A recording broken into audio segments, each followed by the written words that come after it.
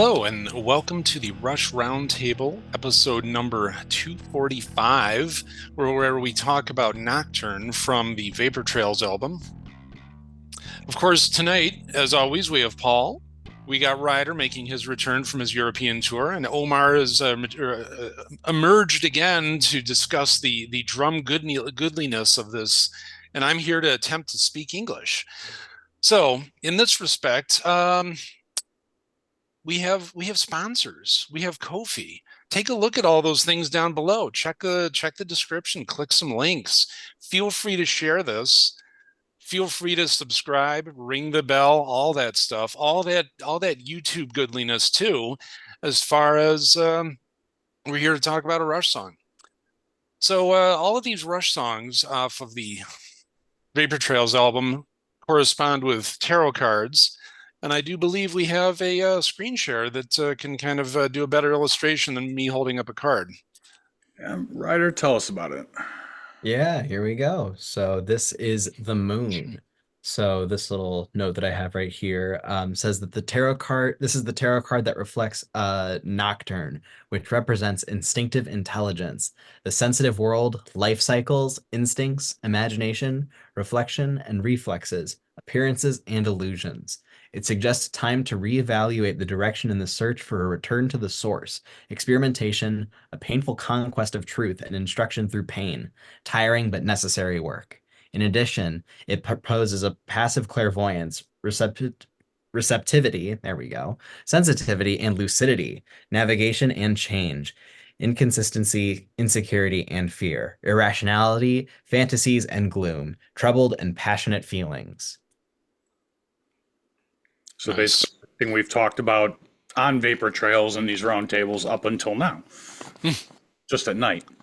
Yeah, just this time it's in the evening. And we're actually even recording this a little later than we do at night too. Hey. Interesting, very interesting. So the song begins with an intro, 4 measures of drums with some reverse reverb. There's just something about that reverb. I've always liked reverse reverb myself. I was actually working on my own thing back in the late 90s with reverse reverb, and I'm not saying Rush is copying me because they don't know I exist. But once we get past those 4 measures of the drums, not to get past them, of course, we're not getting past them, but the other guys in the band come in, and certainly that original version, you didn't really hear the bass as clearly as you should have until you got to the remix from 2013, where they're just bringing in a couple of chords, a little F sharp minor, a little A6/9 chord, really. Anyone got anything to say about that intro? Yeah, there is a lot of really inventive use of effects here. To go all the way back to the start of the intro, Neil's use of this reverse reverb, almost that I don't, it's not a delay necessarily, but it almost has that kind of delay feel. To me, gives me very Stuart Copeland vibes, I Nice. think like Regatta de Blanc, things like that. Just this really unique use of effects to kind of create these really interesting rhythmic patterns. I really want to hear what it sounds like without the reverb. I almost really want to hear what the dry drum track sounds like. But when we get into the verse proper, these really, really dense bass chords with this super, super thick reverb. I have a little chunk of quotes from Getty right here. Says, I'm very pleased with how this one turned out. We stretched out a bit. I had my 3 bass channels assigned to 3 outputs on the console, but for some reason, during the verses, I accidentally routed one of the channels to the wrong output, and it came up on a rail normally reserved for a vocal track. There was this deep reverb on it, and it sounded so cool. So we wrote the song around that sound.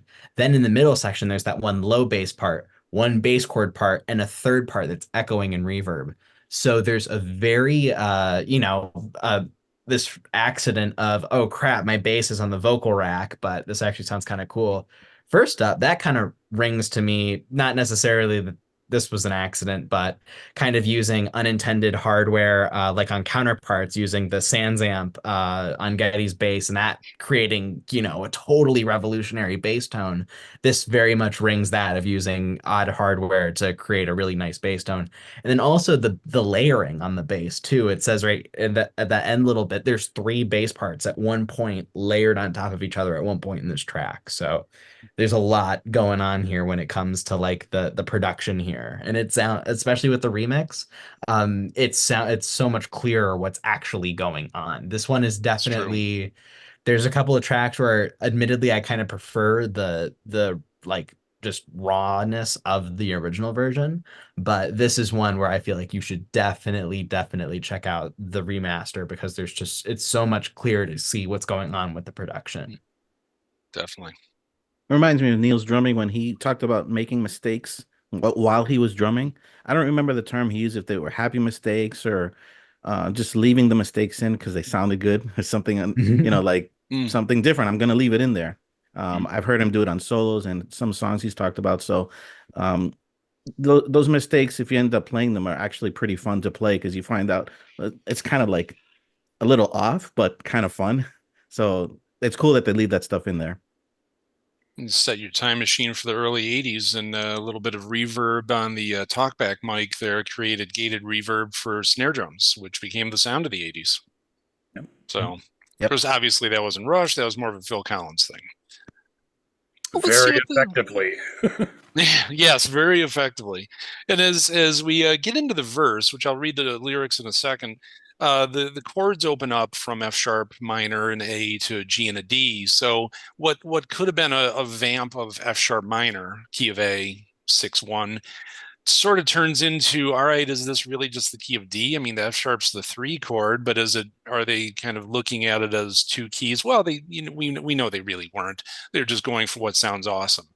But at that point, for the rest of us, kind of looking back on it, it sort of takes it on this little bit of a nice trip around, just a back and forth in the circle of fifths. I know that's what everyone was thinking. Anyway, I'll get into the verses here. So, of course, as Ryder was saying, we got this nice bass line that's basically accompanying the lyrics of "Did I have a dream, or did the dream have me?" Set off on a night sea journey without memory or desire, drifting through lost latitudes with no compass and no chart. And still part of the verse, more guitar overdubs come in, flying through hallucination, distant voices, signal fires, lighting up my unconscious and the secret places of the heart. Okay, for starters, that is one of the best ways to describe how chaotic, seemingly chaotic, we'll get to that in a bit, dreams can be, just wordsmith wise. We gush on and on about his writing abilities and whether it's prose or whether it's lyric writing, but that, I'm not even going to take it apart line by line. I just really love how he puts that together. Now, that being said, given what we've said about the music married to these lyrics already, this is a very foreboding song. It's a very foreboding sound. And I'll put forth the theory that there's a spiritual connection between La Villa Strangiato, Double Agent, and Nocturne, because La Villa Strangiato we know was inspired by Alex Nightmares. Then, and actually the term sphere is going to come up later, so we'll jump on that too if I get to it. But as far as Double Agent goes, okay, this entire song per Neil was inspired by the line, "Did I have the dream or did the dream have me?" There was an environmentalist and psychologist, or is an environmentalist psychologist named Mark Ian Barash that Neil read. And Barash is a Jungian, he's in the Jungian school of psychology. And Jung was all over. If you watched our counterparts roundtables, I read more Jung than I know what to do with. So the tie-in is there too. Jung historically worked under Freud, and Freud, when it comes to dreams, of course, phallic and sexual and all that. And he initially brought Jung in with the idea that, okay, you're gonna help me prove this stuff. Well, the reverse happened. Jung actually ended up going with theories that wasn't how it was, and that dreams were actually more about. Jung had already begun to treat the dream less as a libidinal rebus than as a labyrinth leading to humanity's collective unconscious. If Freud saw a snake as a phallic symbol, Jung was interested in its mythic heritage as a creature associated with wisdom and healing. So, in other words, Jung was more about, let's get to the point of this.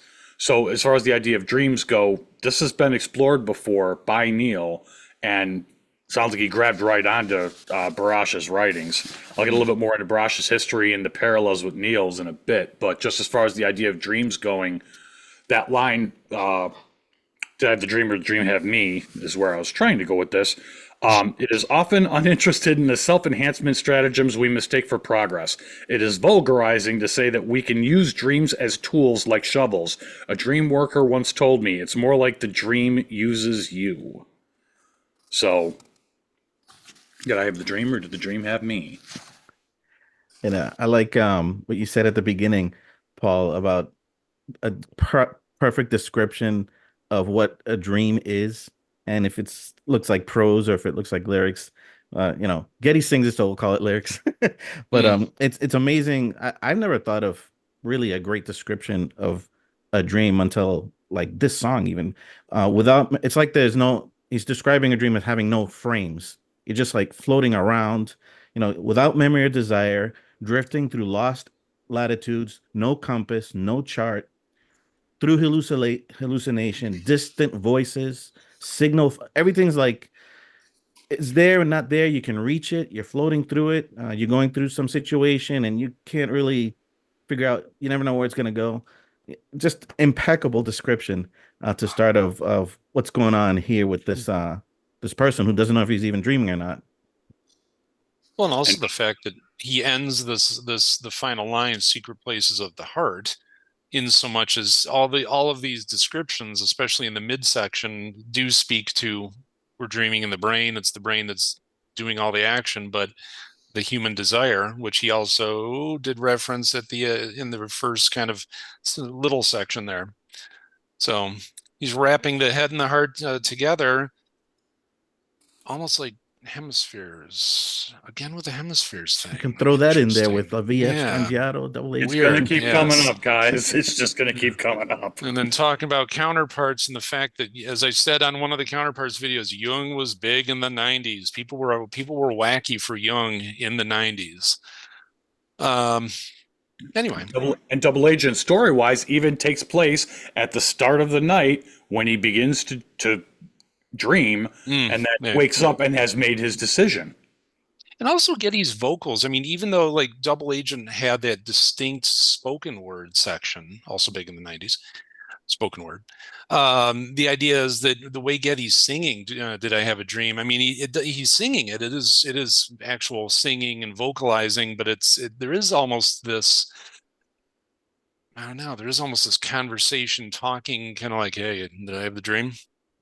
And where is it coming from? I know you stopped at Secret Places of the Heart, but this interlude that we're about to lead Right. into has the vocalizations. Getty had said that to avoid the use of keyboards, he wanted to do more vocal layers, and that I'm not even going to attempt how high a note that is, but especially on the remix, when you listen, you Come can on, hear Paul. it loud and clear. No guts, no glory. Yeah, Yeah, it's true. Some of the vocal melodies, certainly in the chorus, are different on the remix. This book has the "yeah" part, which is the vocalization. Obviously, I'm not a singer, as 500 people who watch this will attest. He begins at B and moves it up to C, and moves that up to E. So we're at an E above the treble clef, which is a reasonably high note for most men to sing. I mean, especially for Getty. especially in a way where he's not doing the James LeBray, he's not doing the Rob Halford or the Jeff Tate thing. He's not going for the operatic high notes. He's singing, regular rock singing, but high note. So yes, the vocalizations that mark the interlude that follows, where we have basically a two-measure guitar riff and with lots of overdubs. At this point in time, Lifeson was really getting into a lot of harmonics as far as playing some low natural harmonics, second fret area. This is one of the things. I know Paul had said here that that the remix of this really opened it up for you. I liked this song originally. I mean, this section of the album when I first bought it 22 years ago, from Vapor Trail to Earthshine, Sweet Miracle, and this one, I mean, the overdubs from vocals and guitar at this interlude, it's just like chills, and even on the original version, so that was just to me just powerful.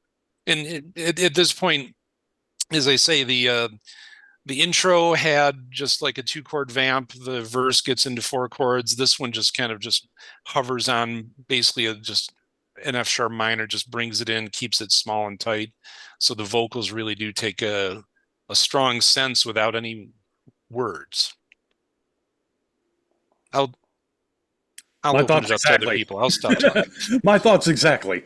Okay. But no, Well, it does. And even going back, Ryder, I always try and give you credit when I bring this up, but the soundscape they've created here is this is the chaos that is Dreams.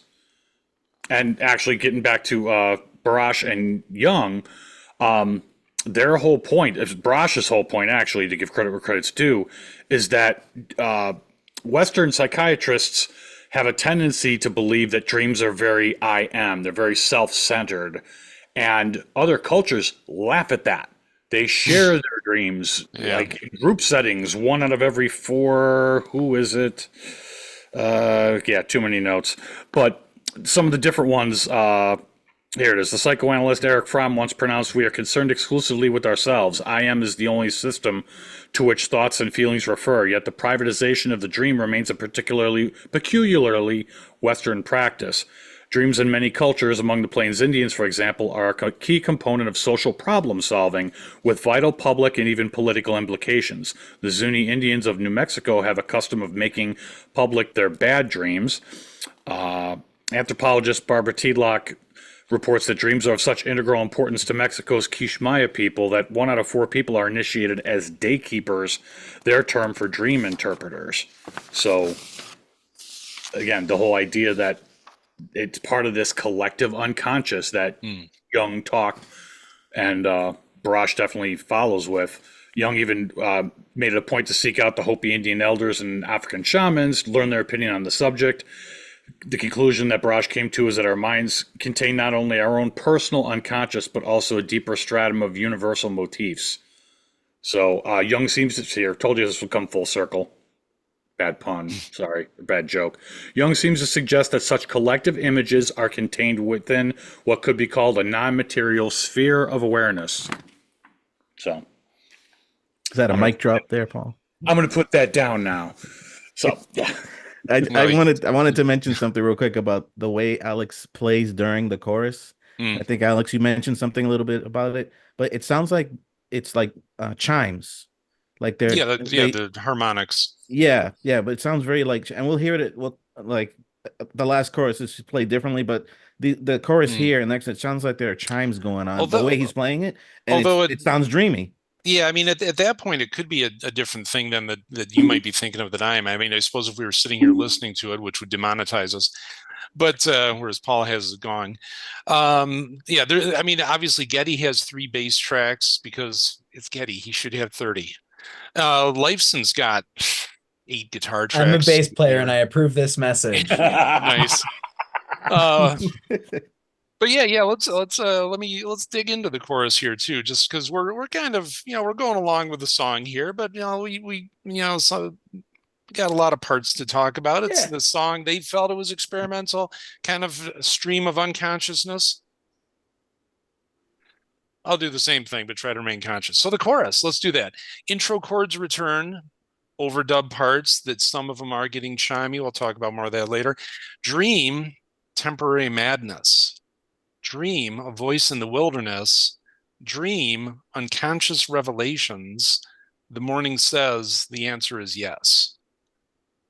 And yes, at this point, Lifeson does bring back his intro power chords, and not just power chords, but there are like more overdubs. I mean, he's got an arpeggiated line, of course. He's got lower chords, and there will be more wind chimey stuff coming up later. But I'll be quiet and bring that up when it's appropriate. Okay, this chorus lyrically, it describes it. It's sort of cause and effect. Temporary madness. Dream, a voice in the wilderness. Dream, a voice in the wilderness. Remember that for later, by the way. Dream, unconscious revelations, and then the morning says the answer is yes. It's telling you there's going to be resolution here. It's going to resolve, We already know that. Not common with Neil's lyrics, but then again, this is non-linear. So when we're looking at it from that perspective, again, I got to keep going back to Double Agent, but it's for all the chaos that's swirling. The morning says the answer is yes. This has a resolution. So Well, and that's also you figure, I mean, it makes sense that he would automatically reference that there will be a revelation because anyone who's listening to the song has slept and woken up to the point where they're old enough to recognize the song. So unless we're talking about a new episode of Nightmare on Elm Street, someone's probably going to wake up in the morning and have the resolution. That last line there too, the morning says the answer is yes. To me, when I heard that, I was thinking that this person woke up completely confused. It's like the answer is yes. What the Yes. heck does that mean? The answer is yes. Another thing I thought jokingly was like, yeah, he was debating if what his favorite band is. The answer is yes. Yeah. But yeah, I always Writer thought that line approves of was. that message. But I always thought that line was like there, like thrown in there, like just to show that maybe the person was confused upon awakening. It's like, what does that mean? The answer is yes. I don't. What's going on? Let me throw a little history lesson in here. Okay, I'm reading this directly from the Rush Fan Club Brazil page. By the way, they do excellent work with these. In his article, Barash recounts a series of vivid nightmares. This is Barash's history that led him to suspect that something terribly wrong was happening to his body. After a series of medical consultations, he was diagnosed with a malignant tumor of the thyroid gland. According to his testimony, a voice told him in his dreams, "You have been living in the outer part of your being. The exit is the entrance. The way out is the way in. Secret touch." Neil acknowledges that Barash is the one who influenced this article, Night Eyes from the Mutiny Reader, which would eventually go on to be part of What Dreams Want, and then Barash's book, Help, Healing Dreams, 2001. Was what Dreams Want, and then Healing Dreams, right? Yes. After treatment, he decided to write the book Healing Dreams, offering reflections of possible forms of communication established by dreams, stating that they could provide important information for ourselves. In other words, Barash found out, look, I've read it, and he is having dreams. I'm paraphrasing because I don't remember them specifically, but one was a World War II surgeon, a Chinese surgeon pulling a World War II slug out of his neck. Another one was he was being attacked by a serial killer on his neck. They were all neck-based. And he goes to his doctors and he's like, I know this sounds crazy, but there's something going on with my neck. And after many tests, they went, yeah, there's a malignant tumor on your thyroid. So that pretty much changed Barash's whole approach to this. And obviously they treated him. And then he went on to do 15 years of research in this stuff. But to give the Brazil website their due, combining the theme of the uncertain and dark moment that Neil Peart was living after losing his daughter and wife, it is possible to understand that the drummer identified his own drama in Barash's studies. He also sought his own healing, keeping himself in constant motion throughout his extensive journey, meaning Barash. But that is what Neil did as well. So there is a parallel there that I want to make sure was pointed out. I could see how he could find influence in Barash's work. So, biohistory done. That was epic, Paul. Epic. Well, it's good to know where Neil got it. Out. Well, I would say let's check out the next verse because we got to get that out. And that again begins again with, "Did I have a dream, or did the dream have me?" And then Neil repeats, "Did I have a dream, or did the dream have me?" Floating through a darkened mirror, deep reflections in disguise, soaring through lost altitudes, without wonder, without fear, symbols on a field of visions, behind the curtain of sleeping eyes, on the instant of waking, another world of dreams appears. Basically, instrumentally the same thing, just we just move forward with some new lyrics and some repeated lyrics because Neil has a thing about that. Yeah, it seems to me that it's the same night because on the instant of waking, another world of dreams appears. So he wakes up, he's wondering, what's, even though before it says the morning says the answer is yes, but I I think agree that's with at the end of the night. That's what he's saying. But I Hmm. think here it's like different different words, same exact thing as the first verse. Just different words. And then that's what gets me. On the instant of waking, another world of dreams appears. So it's kind of like a continuation of his confusion, basically. Hmm. I agree 100%. The one thing I'm going to jump out, put a pin in it earlier, a voice in the wilderness as opposed to a walk in the wilderness this time around. I believe it goes back to what we talked about with if there being external stimuli involved. So it's not just the I am. It's not just that Western, this dream must be about me. A voice in the wilderness is coming from somewhere else. Now a walk in the wilderness, now it's first person. So in other words, it's both. So it's not just coming from in here slash in here. It's coming from out there first. Now it's personalized, a walk in the wilderness. I'm in here, unconscious recreations. So it started externally and then it became internal. So it's coming from both ways. Just my read. Nice. Well, following that verse, of course, like the previous verse, they have an interlude with the vocalizations, the yeah, and that chorus, as Paul was getting us to, dream, temporary madness, dream, a walk in the wilderness, dream, unconscious recreations, and then again, the morning says the answer is yes. So, and that's something we've come to recognize with most of Neil's writings, that he does actually have a progression of events. But yeah, as you say here, I mean, in this case, if you have a vision of someone who's sleeping and they wake up, then they go back to sleep. Is it morning? No, go back to sleep. More dreams. Yep. Well, following this chorus, we actually do bring in more of a bridge section. So, verse right into the chorus, right back to, I mean, but in this case, the bridge, at that point, we do have, and I put in my notes here on the sheet we work from, that there are higher overdubs, which, I mean, at that point, I'm not sure, I haven't been in Omar's head because I'm not psychic, but it's the sort of thing where, yeah, to me, I hear the wind chimey thing at this point. But, as far as the fact that Lifeson has a lot of the same overdubs, there is kind of this mid sort of kind of like a laid back lead, middle of the neck type of thing, but he does have some higher notes that at this point, as I referenced in our writing, or our sheet worksheet here, that his higher overdubs are pretty much extending the chord a bit as far as the harmony goes, but not in such a way that it sounds, like jazz extension. It's just these different guitar parts. As they say, there are a few parts that are coming and going at any given time that do create. And I feel like Omar did a great job of describing it a few minutes ago, more than a few minutes ago. It is almost like there are a bunch of chimes going. I'm starting to have this vision of the idea of sleeping and you're hearing whatever kind of noises that aren't really noises. Maybe they're sonorous noises that could be wind chimes, could be the wind itself, could be something smacking around out there, but there is a little rhythmic intensity to it. I'm just saying. And then it takes us Exactly. back into the interlude again. And then obviously a short outro chorus. So I mean, vocally or instrumentally, lyrically, there's a lot of consistency, despite the fact that we could almost look at this, and we have been looking at this as like double agent, as far as it does. Like I think it was Neil.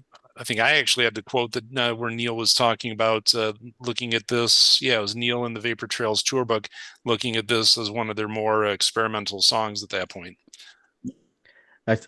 I thought of something like the bridge section where they're just kind of jamming a little bit. To me, that part always made me think the guy or the girl, whoever, they wake up and they're like disturbed, so they get up, they go to the bathroom, or they go to the refrigerator, maybe get a little glass of milk or something because they're kind of perturbed, kind of distract. Then they go back to bed, and then they dream again. The whole thing goes all over again, and then the morning finally comes, and they're kind of, the answer is yes, and they're like confused. It's, what do you mean? The answer is yes to what? I don't remember the question I was asking. I don't even remember the dream anymore.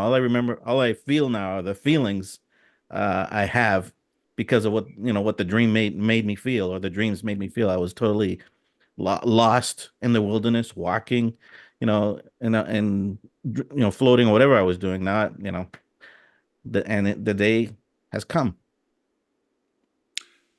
And for those of us with the whole Gestalt psychology where we need to fill in the gaps and have an ending, um, another thing that the Brazilian fan page pointed out after this was in '92 in the Healing Path book, another book that Barash wrote. He deals with people who achieved healing results beyond their expectations, patients who dedicated themselves to various procedures and treatments and who had something in common. They all decided to look at their illness as unique, considering themselves as unique and deciding to find a path of recovery.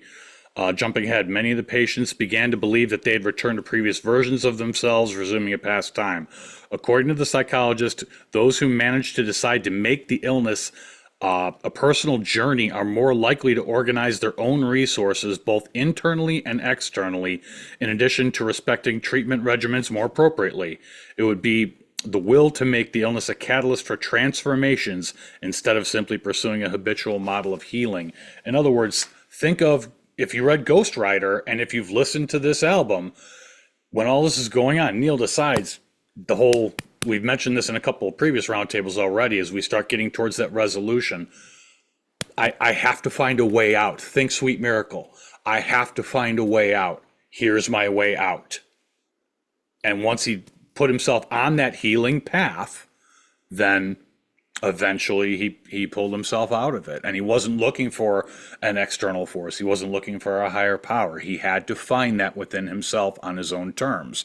So much like Barash's studies and his patients that he spoke with in the interviews, he pulls himself out. He identifies it as his journey, his little baby soul, and then he finds the way out.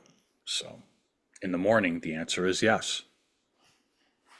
And in the last chorus, the outro chorus, the Alex is not playing the chimes anymore. He's like, he's strumming those heavy chords at the end. He's playing it differently on the last chorus.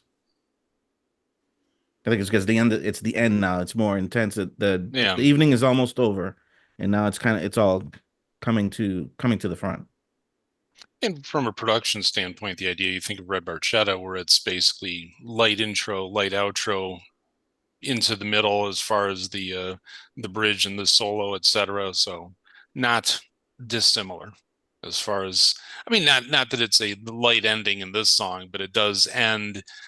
But yeah, like you say, sort of not have all of the extra parts in there, which I don't do a service by saying extra, but yeah.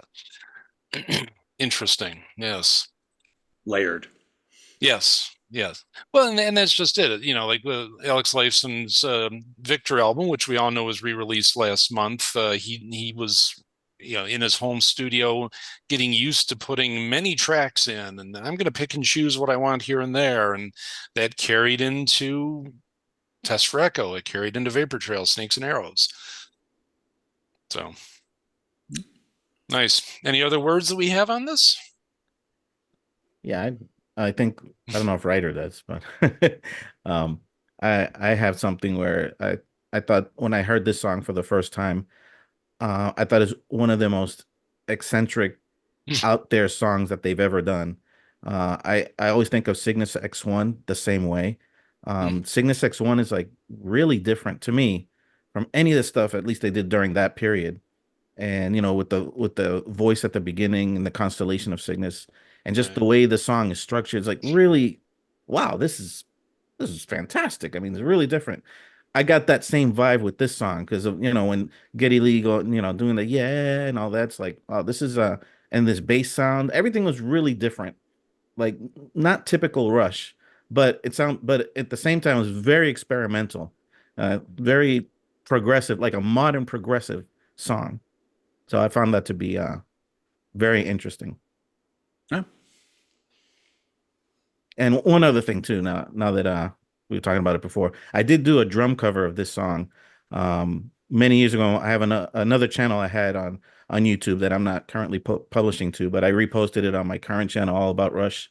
If you search for I don't know if you search for "A Drummer's Dream Gone Wrong," you'll find the video. But I kind of uh, wanted to do it and not just play the drums, but kind of make it because the song is a story. It's like really Mm. interesting, and it was the plight of a drummer who thought he was dreaming, and then there's kind of a little twist at the end, kind of like a nod to the Twilight Zone, which if you notice what the video looks like at the beginning and what it looks like at the end, you'll see what's going on here. So I just wanted to have fun with that, but it was a song that I wanted them to play during Vapor Trails. Obviously, they didn't do it. My dream was that they played Nocturne, and then they went into the Fear anthology, which like the Mm. mood of that, maybe throw Double Agent at the beginning of that too. So like that whole mood, that like 6 songs together for Vapor. I was I wish they thought of that, but That would have been something. it Yeah. would have been incredible, but not to be.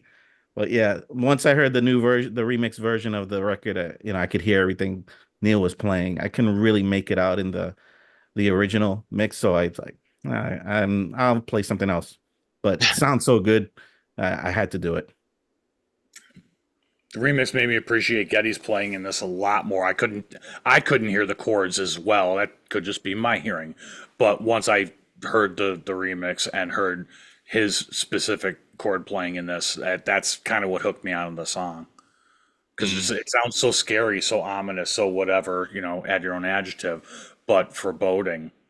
So, Yeah, to me, one of sold the it. it's got to be like top 5 or 4 best song not played live. Would have loved to see this thing live.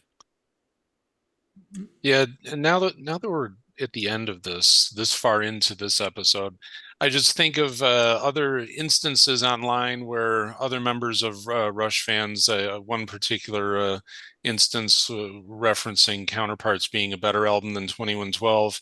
And as much as I like 2112, of course, I would say that if you really honestly be honest with yourself, go back through the catalog, we can pull songs like these, and it's just they did such stellar work throughout every decade.